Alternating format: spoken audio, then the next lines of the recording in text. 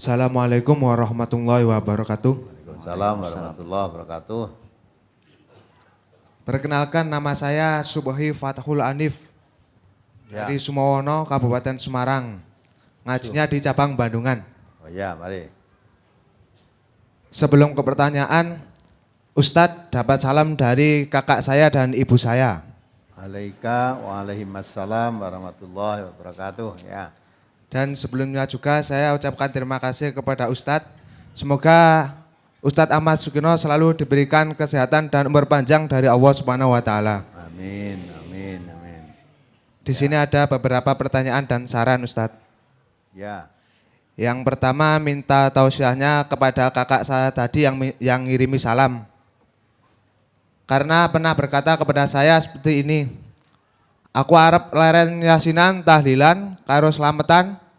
Nek kowe wis nemoni hadis sahih saka Kanjeng Nabi sing larang perkara kuwi kabeh. Bilang seperti itu Ustaz. Ya. Sudah saya katakan bahwa itu semua tidak usah pakai dalil-dalilan. Karena perkara ibadah itu aslinya dilarang kecuali ada tuntunan. Dan perkara dunia itu mubah kecuali ada larangan dari Rasulullah dan Allah. Ya. Tapi kok tidak masuk-masuk ini, kalau Ustadz insya Allah masuk Ustadz. Yang kedua, masa aktif kuburan itu berapa lama Ustadz? Masa apa? Gini maksudnya, kuburan yang lama itu bisa diganti dengan yang baru. Maksudnya kalau di daerah saya kan banyak yang dikijing. Terus kalau kami sore itu dibubeti suketnya. Ya. Dan kalau maesanya itu rapuh itu diganti dengan yang baru Ustadz. Nah kalau seperti ini terus kan nanti desa saya jadi desa kuburan. Nah ini masa aktif kuburan itu berapa lama?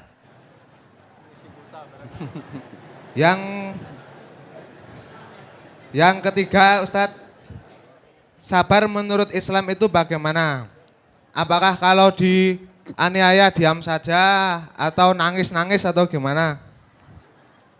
Dan hal-hal apa saja yang dilakukan oleh orang ketika orang itu sedang sabar? Ini yang ketiga. Terus yang keempat, saran Ustadz. Setelah ada MTA TV, kakak saya dan ibu saya sedikit banyak melihat. Terus pas waktu acara yang anak kecil yang nyanyi-nyanyi sore itu Ustadz. Ya.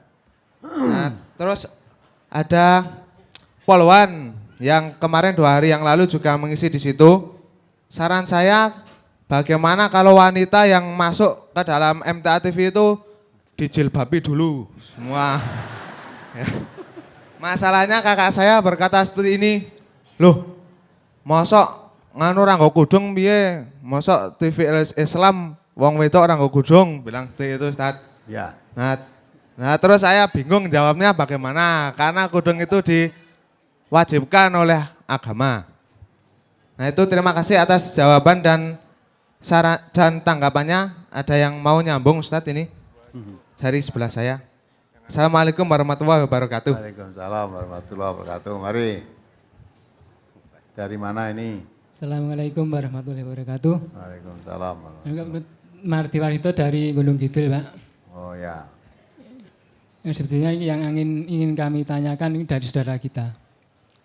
Langsung saja, saudara kita itu mempunyai anak laki-laki yang mau nikah.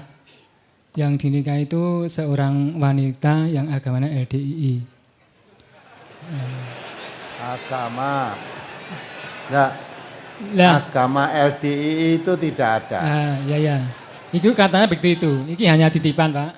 Oh ya. Lalu laki-laki itu merasa keraguan. Kalau ini saya nikahi nanti termasuk orang yang menukar wanita sama agama apa tidak gitu. Yang ditanyakan begitu. Dan kalau nikahnya nanti sah apa tidak. Itulah yang dipertanyakan saudara kita. Ya. Sekian atas terima kasih atas jawaban Pak Ustadz. Assalamualaikum warahmatullahi wabarakatuh. Waalaikumsalam warahmatullahi wabarakatuh.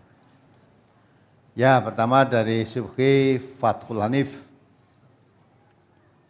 Nanti salam saya kembali kepada kakaknya dan kepada ibunya ya. Salam saya kembali kepada beliau berdua. Mudah-mudahan apa yang kamu tanyakan depan dari kakakmu ini ya bisa sendiri. Sebetulnya jawabanmu sudah betul. Ya, jawabannya betul. Jadi dalam Islam itu al-aslu fil ibadati al-ittiba. Asalnya ibadah itu hanya mengikut, tidak membuat. Mengikut. Itba siapa? Itba Nabi. Maka Nabi mengatakan man amila amalan laisa alaihi amruna fahuwa raddun. Siapa yang melakukan ibadah tidak menurut perintahnya atau contohnya Nabi, maka ibadah itu ditolak.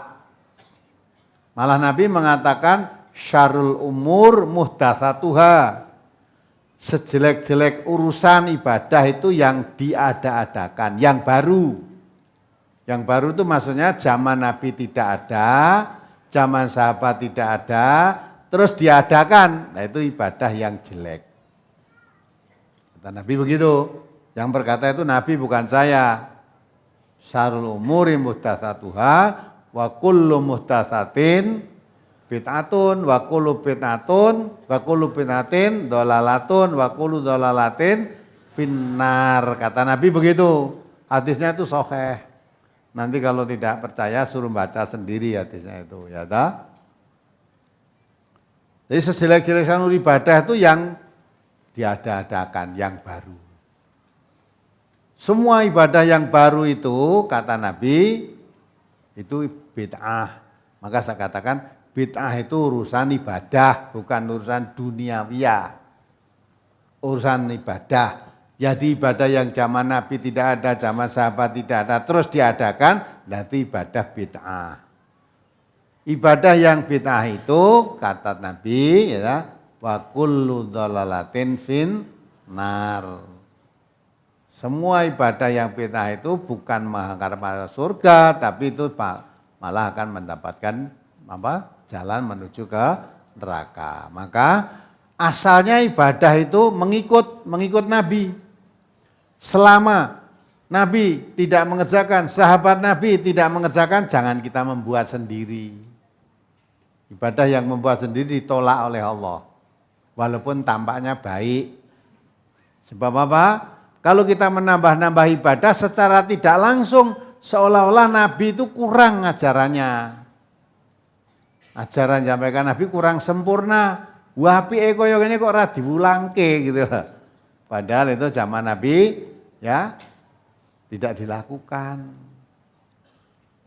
Nah, sekarang urusan duniawiyah ada kaidah al-aslu an asya'a al-ibahah.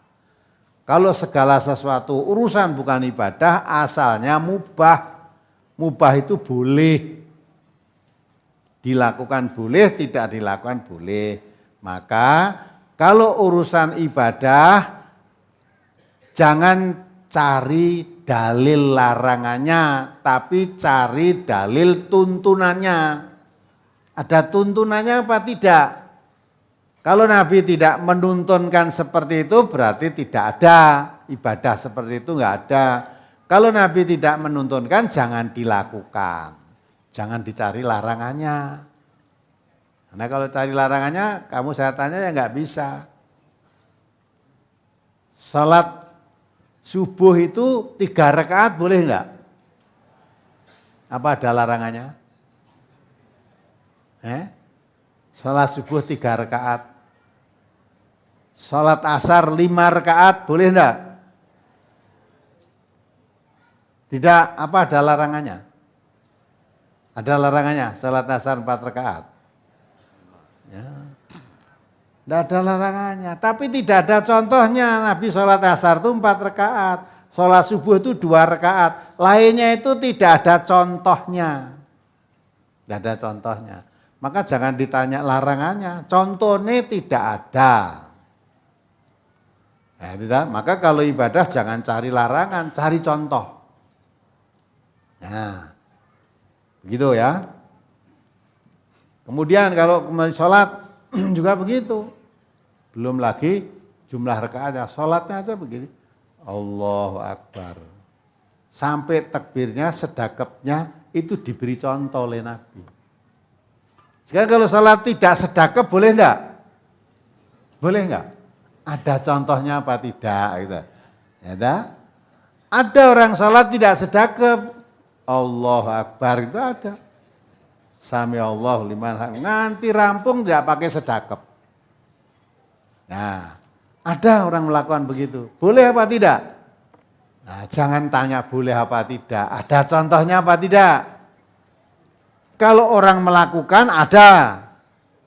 Kalau kamu lihat TV atau ketika ibadah haji banyak orang sholat tidak sedekap. Nah, terus kalau kita ikut-ikut dia boleh enggak?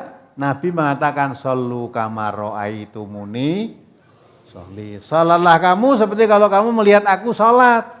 Saya melihat Nabi dalam hadis-hadis Nabi diterangkan Nabi sholat itu pakai sedekap. Kalau ada orang sholat tidak sedekap, walaupun saya belum tahu, mungkin dia sudah pakai dalil karena saya tidak tahu dalilnya, saya tidak mengikuti. Dasarnya apa? Wala taqfu ma laisa laka bihi ilmun. Jangan kamu melakukan suatu perbuatan ibadah yang kamu belum tahu ilmunya. Inna sam'a pendengaran, wal basara penglihatan, wal fuada hati, kullu ulaika kana anhu mas'ula. Surat Bani Israil ayat 36. Nanti kamu akan ditanya, pendengaranmu kamu kok melakukan sholat tidak sedekap itu mendengar keterangannya siapa? Kamu kok sholat tidak sedekap melihat prakteknya siapa? Nanti kita jawab, oh banyak di Mekah itu orang sholat tidak sedekap kok. Ya, tidak boleh kalau melihat orang sholat tidak sedekap. Sholat suruh mengikuti Nabi itu kalau kamu Nabi, sholatnya bagaimana? Suruh mengikuti Nabi, jangan melihat orang Mekah tidak sedekap. Untung kamu melihat orang Mekah tidak sedekap. Lah kamu melihat orang Mekah tidak sholat. Apa dikira orang Mekah sing ora sholat ora enek? Ada. Di mana-mana orang kafir itu ya ada aja. Nah kalau ada orang Mekah ora sholat, wah ternyata di Mekah aja ada orang tidak sholat kok. Sing duwe Ka'bah ora sholat kok kita aduh-aduh malah sholat. Apa begitu? Tidak boleh ya. Sholat silahkan tidak sholat. Tapi kalau saya sholat, mengikuti apa yang dilakukan oleh Nabi. Tapi urusan duniawiyah jangan tanya dalil. Ya, tanya apa ada larangannya. Tidak boleh kamu naik sepeda motor.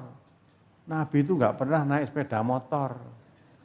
Ya, kendaraannya Nabi unta, kuda. Ini dalile Nabi naik sepeda motor. Enggak ada. Naik haji itu tidak boleh, naik pesawat terbang, dalile endi? Nabi naik haji itu dulu naik unta, naik pesawat terbang tidak boleh, itu bid'ah itu kan? Nah, tidak begitu. Jadi masalah kendaraan, itu bukan urusan ibadah. Kendaraan-kendaraan itu urusan duniawiyah. Maka urusan dunia jangan tanya dalil pelaksanaannya. Selama tidak ada larangannya berarti boleh. Lah kalau ada larangannya itu baru tidak boleh. Ya toh? Karena semua ini urusan dunia itu Nabi mengatakan antum a'lamu bi umuri dunyakum. Kamu lebih mengetahui tentang urusan duniamu. Hadis ini keluar Nabi mengatakan asalnya ada petani saat itu mensetek tanaman, mengawinkan tanaman kurma. Ketika dikawinkan, kurmanya buahnya menjadi banyak, bagus. Ketika itu Nabi lewat situ, loh kok buah kurmamu kok lain dengan yang lain-lain? Oh ya Rasulullah, ini kami kawinkan kurma jenis ini dengan jenis ini, kalau sekarang ya dikawinkan jadinya seperti ini. Dilarang oleh Nabi, tidak boleh begitu itu. Nah sudah, terus tidak dikawinkan lagi. Suatu saat pas musim buah kurma, Nabi datang lagi ke situ loh. Dulu kurmamu buahnya banyak kok sekarang seperti ini. Ya Rasulullah, dulu ketika buah banyak itu, ya kami rekayasa lah, kami silang, kami kawinkan. Karena Nabi saat itu tidak boleh terus saya tidak lakukan. Karena tidak lakukan sekarang buahnya seperti ini. Lah seketika itu Nabi mengatakan, oh kalau begitu kamu lebih tahu tentang urusan duniamu. Asalnya begitu. Jadi antum a'lamu bi umuri dunyakum. Urusan dunia silahkan kembangkan. Kamu lebih tahu daripada saya. Memang betul. Jadi jangkauan Nabi itu udah jauh. Nanti kata seluruh dunia itu seluruh Nabi, wah kacau sekarang naik kendaraan nggak boleh, pesawat terbang nggak boleh. Nabi belum pernah lihat sepeda motor, sekarang apa aja boleh lah. Selama tidak ada larangan, boleh. Nah itu kan. Jadi urusan dunia jangan tanya dalil pelaksanaannya. Tapi kalau memang itu tidak boleh, apa ada larangannya? Ya kan? Nah, kalau urusan ibadah jangan tanya dalil larangannya, apa ada contoh pelaksanaannya. Nah gitu ya. Jadi kalau tadi tanya, saya tidak akan berhenti sebelum kamu temukan larangan yang sokeh, renek larangan itu. Kalau kamu cari larangan, enggak pernah ada. Wong sholat, tadi saya katakan sholat subuh 3 rakaat ya renek larangannya kok. Ya, enggak ada larangannya. Ya, itu yang pertama. Mudah-mudahan kakakmu juga ikut mendengarkan ya. Ya. Kalau diterangkan itu tidak mau menerima, tidak apa-apa, jangan dipaksakan urusannya. Biar diterima, syukur tidak ya tidak apa-apa, itu hadis dari Nabi ya. Kapan kuburan itu beraktivitas? Nah, pertanyaannya kok kapan aktivitas kuburan itu? Sampai kapan? Ya. Padahal yang dimaksud kapan kuburan yang pakai kubur itu boleh dipakai lagi, itu kan maksudnya. Nah, dah asal yang mati itu sudah hancur dari tanah, tulang-tulangnya sudah berserakan, dipakai lagi boleh itu. Yang tidak boleh itu kan di sini. Yang kuburan ditumpuk-tumpuk ngono. Besok mau ziarah kubur ndongake para kleru kuwi. Itu kan? Nah, maka di Mekah sana, di kuburan Baqi, di kuburan ini enggak ada kuburan penuh itu. Padahal tiap haji seluruh dunia berapa ribu yang meninggal. Indonesia aja kemarin 200 ribu berapa gitu yang meninggal. Berapa yang mati? 300 orang yang meninggal. Mungkin tiap tahun itu ribuan kalau seluruh dunia yang haji itu ribuan. Kok yura kebak-kebak? Enggak pernah kebak di sana. Enggak ada kuburan di Kijing, di anu udah kubur nanti kalau sudah kira-kira ya ada mati lagi di tempat yang udah lama tadi dipakai lagi, juga tidak pernah penuh kuburannya. Gitu? Nah, kalau di sini kan enggak di pemijen, Kijing ya udah. Nah, orang Indonesia itu nanti umpama iso ya, umpama bisa bae mati neng Mekah haji gue mungkin digawa mulih kok. Dikubur di sini. Senek ziarah-ziarah ben cedak. Ya. Nek bakdo arep menziarahi kan dak biasanya kuburannya dikumpulke perlune biar anget gitu. Jadi keyakinan begitu dikiranya orang mati masih seperti orang hidup gini ya dikiranya. Walaupun dikubur dijajarke apa meneh dia timur sisan dia ndak bisa omong-omongan. Wis to suami wis didadekke siji teng kono ora iso gojek ora iso. Tidak bisa, jadi sudah alamnya lain. Maka kuburan kapan boleh dipakai ya kalau sudah hancur kuburan dari tanah tadi dimasukkan lagi di situ boleh, tidak usah kalau dikijing wes mesti kebak kuburan. Akhirnya orang mati karena butuh tempat, sedang orang hidup ini semuanya bakal mati. Kalau model begitu lama-lama nanti orang yang masih hidup kekurangan tempat. Tempatnya gombong mati kabeh. Ya kan? Nah, maka cara Islam dilarang. Menggijing kuburan, menembok kuburan, membangun kuburan itu dilarang, haram hukumnya. Ya ta? Asline saya dikubur sana dinggoni wong liya ora apa-apa, wong bangke aja kok. Nah nanti kalau Allah menghidupkan apa tidak lali, para kleru. Campur iki nggo.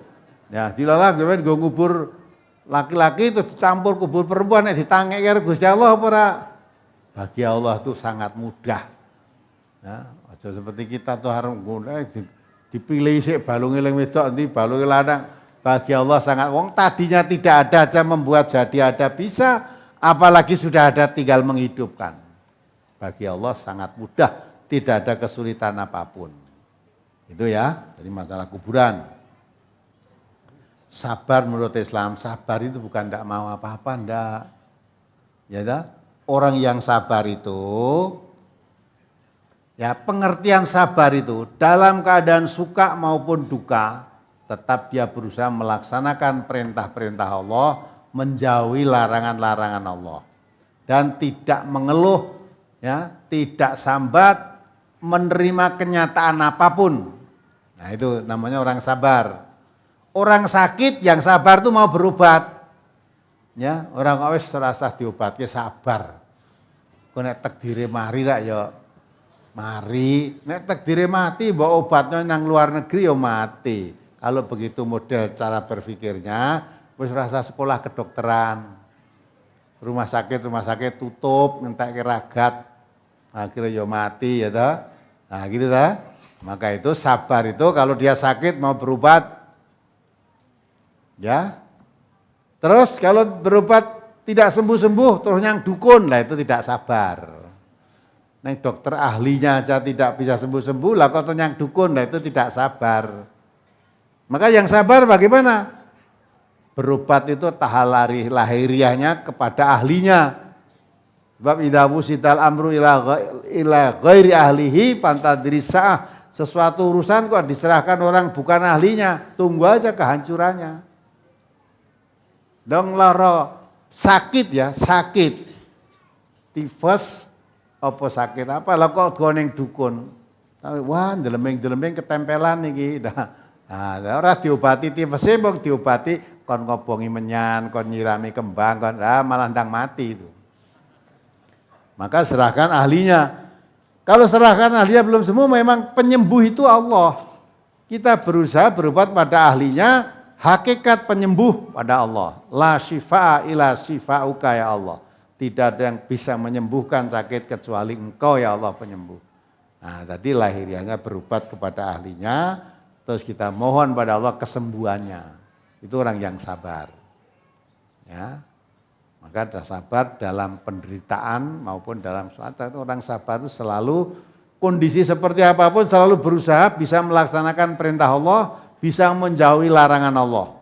Dan tidak menyesal keluh kesah, menerima kenyataan apa yang ada pada dirinya. Diambil pelajaran, itu orang yang sabar. Itu pengertian sabar. Saran, ya, TV. Masuk TV kok ora kudungan. Ya ta? Memang TV kok kon kudungan iki piye? Lah gek sing ngisi polisi. Polisi mau berangkat tentang lalu lintas.